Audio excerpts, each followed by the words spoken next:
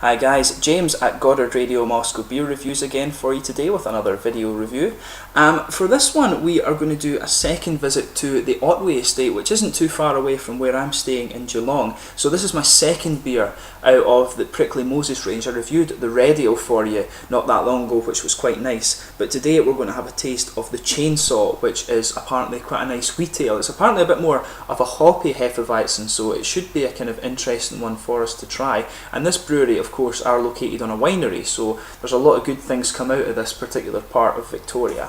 So anyway, as is usual with my beer reviews, I'll take you through a very little bit about the brewery. It is quite short, but if you don't want to stick with me for that, feel free to fast forward into the video and you'll get right to the tasting. The brewery website is in the video description for you below, along with a link to my other reviews from Prickly Moses or the Otway Estate, however you want to describe it. So anyway, as I mentioned to you, the brewery is based in the Otway Estate, which is just south of Colac actually, which isn't too far away from Geelong, where I'm staying, and that's obviously the home of Little Creatures, so craft beer lovers will actually enjoy this area. But the brewery was founded in February of 2007 when Janine Rose took the decision to build a brewery on the site of the winery, and the first beers were released in March of 2007, so this brewery is going to be very shortly celebrating its 8th birthday.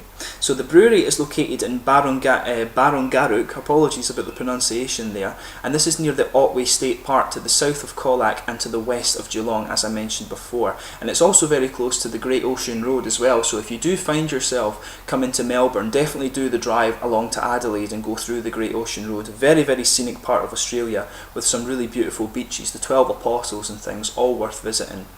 But they pride themselves in using the water from this region as well, and I gather it's a very, very pure source. And as I've mentioned in a few of my videos before, such as the Icelandic beer reviews, the quality of the water that you have in these beers can really add a little bit to the flavour, some really nice minerally elements, and you do notice that in some of these beers actually.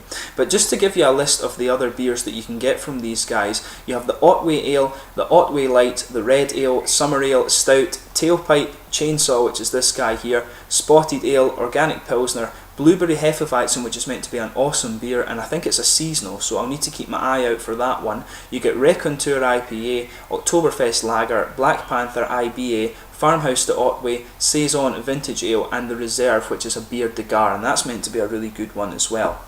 So anyway, that's your kind of brief bit about the history. I should also say that they do the Forbidden Fruit range of cider, so if you see that, that also comes from the Otway Estate. But let me just bring up the camera and let you have a little look at the artwork on this one. This one is a 4.8% wheat ale, and apparently it uses quite an interesting hop variety called Stella, which is something that's just been created down here, and apparently it's a really flavourful profile that these hops give you, and it uses Australian wheat in the malt base as well. So it's quite an interesting beer, this one, and it does have quite decent ratings on Rate Beer and Beer Advocate, so I'm quite interested to try it.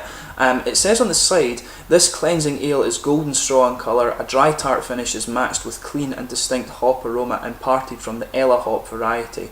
Oh, maybe I've read it wrong, I thought it was Stella, so Ella hops in this one, but it's brewed with pure Otway rainwater, which, as I said, they're quite proud of here, and yeah, it's fairly nicely presented, so let's get this guy out and we'll get on with the tasting. Quite interested to try this one. As I say, I think this is my first Australian wheat ale, so you can see a nice little bit of smoke coming off it in the opening, but you can actually smell the fruitiness coming off of this hop, a nice kind of citrusy and almost berry fruit aroma actually, without paying too much attention to it. Definitely smells quite interesting. Just let this guy calm down just a little bit and we can get the rest of it out. See if we can get a nice... Germans like the Hefeweizens to have heads like this, so I've poured it just, well, almost just right. There's a little bit coming off there, but as you can see, it's poured a very kind of light Hefeweizen colour actually. It's quite hazy, as you can see, very, very pale golden. If I put my fingers behind it, you can't see through it at all. But there's a good bit of carbonation kind of sticking towards the side of the glass, but a lot of little bubbles going up towards the bottom of the head there, and the head is quite foamy in the middle, but around the edges it's definitely more of a bumpy head that's coming out on this one. But it looks really, really nice, and it smells very, very fruity actually.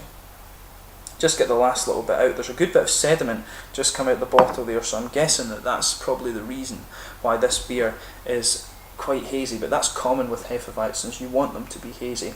So in terms of the aroma with this guy, as I say, you've got quite a kind of berry fruit aroma that comes out on this one. It's more fruity than kind of bready, which is unusual for the Hefeweizens. It does smell quite acidic, but you've got a nice kind of grape, tropically fruit coming out of it, maybe grapefruit, passion fruit kind of thing. I always struggle to identify the exact fruit that you get out of some of these tropical fruit hops.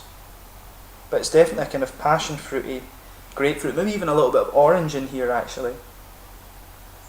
But other than that, underneath when you breathe it in a little bit more, you've definitely got the kind of bready and yeasty character that you expect of this style of beer. You can pick up just a little bit of the wheat spice in the aroma too. And just there's a little tiny hint of banana. But the main component of the aroma, as I say, is definitely the hops, which is quite interesting. You don't expect that from a wheat beer. But, you know, if you do get to try this beer, just take a little bit of time and take it in for yourself. Definitely quite an interesting one, this. So without further ado, we'll give it a taste and see how we get on. So this is the ChainSAW Wheat Ale from the Prickly Moses range at the Otway Estate. Cheers.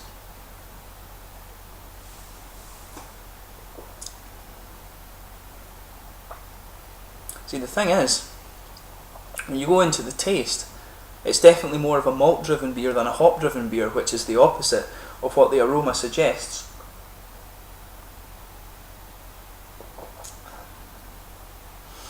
There is a definite presence of the hop though. In saying that, you get a little bit of that oily feel that just pushes towards the front of the mouth. And that's where you get a little bit of the kind of grapefruit, passion fruity, the kind of sour tropical fruits, if that makes sense. It's not overly sour, but it's just a nice kind of fruity sweetness.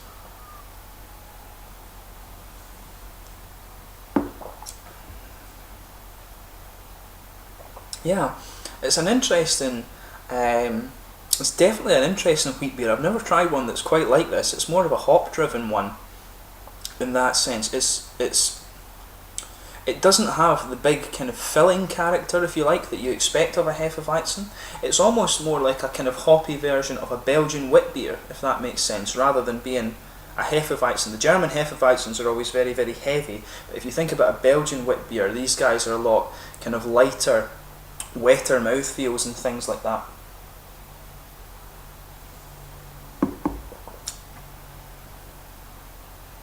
But yeah, there's a little bit. It's very fruity, and that stays with you into the aftertaste. You get just a little bit of the hop dryness around the edge of the mouth, or the edge of the tongue rather, and as I say, there's a little bit of grapefruit and kind of passion fruity flavours in there too. But at the back of the mouth you're getting a very kind of mild, if you like, a very kind of mild bready feel. There is a teeny little bit of banana in there, but it's very minimal, I would say. It's more of a bready and yeasty thing. There is a little bit of a kind of wheat spice to it, and that's maybe what gives the impression of it being so light. But the most dominant component of the flavour is definitely the hops in this one. So as I say, it's almost like a Belgian wit beer, but with a kind of American hop presence to it, which is quite unusual.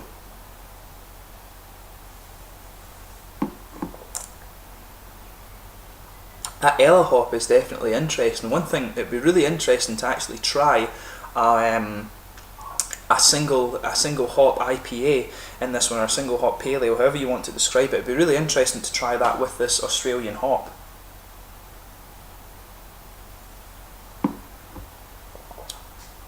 But yeah, definitely an interesting take on the style.